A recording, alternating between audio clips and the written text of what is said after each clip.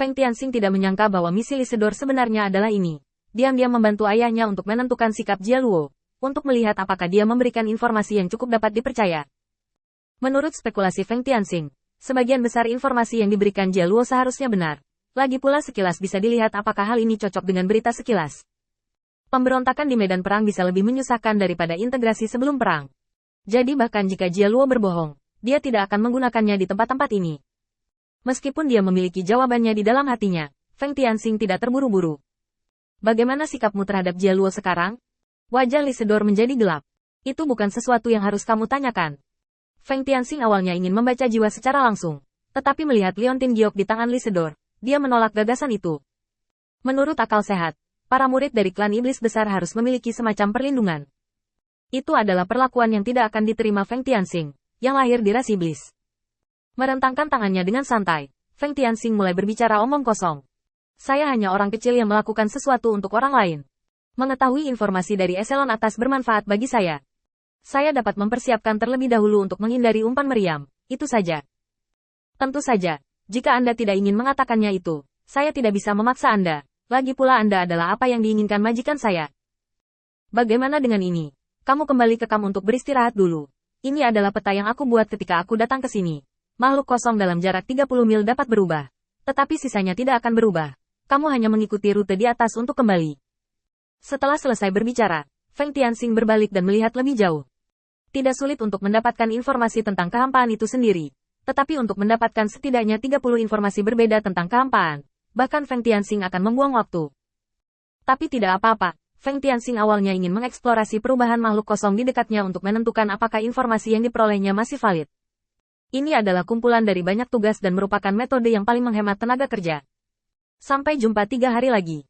Setelah selesai berbicara, Feng Tianxing langsung melangkah ke batas kehampaan. Lisedor melihat Feng Tianxing pergi. Setelah diam sejenak, dia tiba-tiba meludah. Mereka semua adalah sekelompok orang saleh. Mereka pasti melakukan ini dengan sengaja untuk mendapatkan informasi tentang keluarga di belakangku.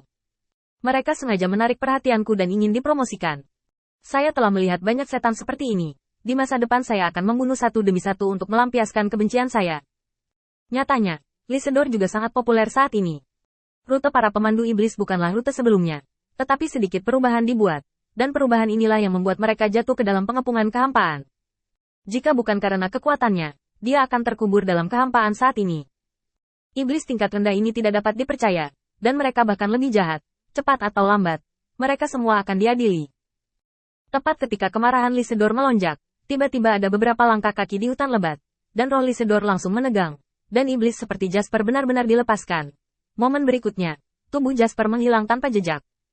Ketika hanya ada Lisedor sebagai iblis, dia menyadari bahwa sangat mudah untuk menghindari kehampaan. Hanya dengan menggunakan metode rahasia keluarga, itu benar-benar menghindari pencarian kehampaan.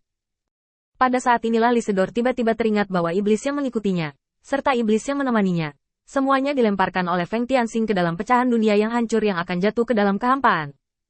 Pada saat ini, Lisedor mengatupkan giginya. Pelacur ini. Lisedor tidak pernah berpikir bahwa Feng Tianxing hanya akan menyelamatkannya sendirian.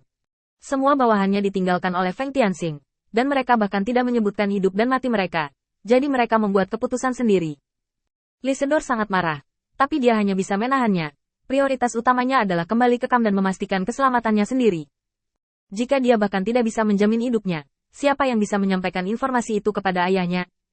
Terbang sepanjang jalan, Lisedor merasakan tekanan yang belum pernah terjadi sebelumnya. Mungkin, ini adalah rasa tanggung jawab yang disebutkan dalam pelatihan leluhur.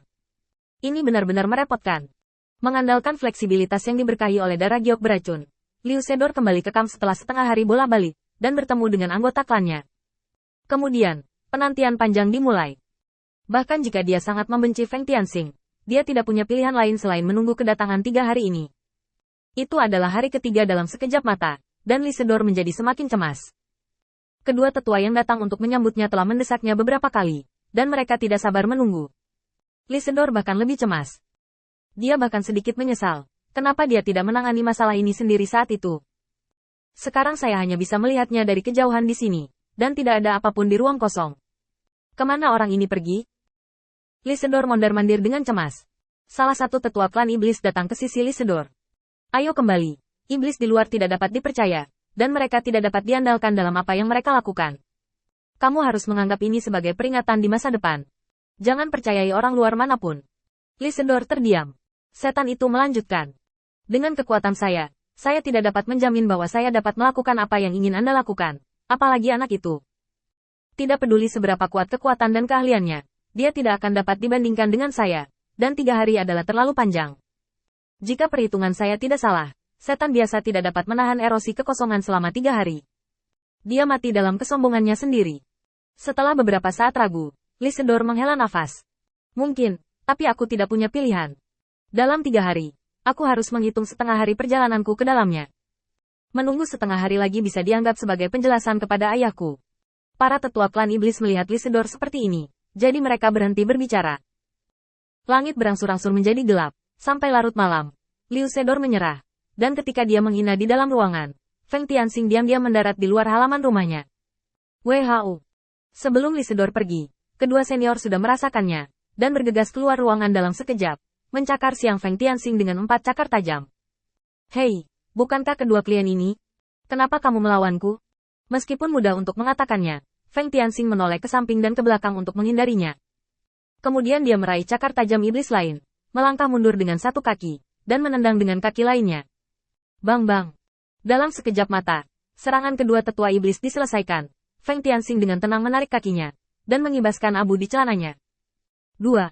Mengapa kamu menyerangku? Dalam kegelapan, keduanya agak bingung. Qin Yi Chen. Feng Tianxing mengangguk. Ini aku telah menyelesaikan 2 komisi dan berhasil menyelamatkan Lee Sedor. Aku belum mengklaim hadiahnya. Kenapa kalian berdua melawanku begitu keras? Melihat Feng Tianxing tertawa dan berbicara seperti ini, kedua iblis itu juga menerima niat untuk bertarung. Hanya saja di percakapan selanjutnya antara keduanya, mereka tetap menjaga pintu, seolah takut Feng Tianxing akan membunuhnya secara langsung.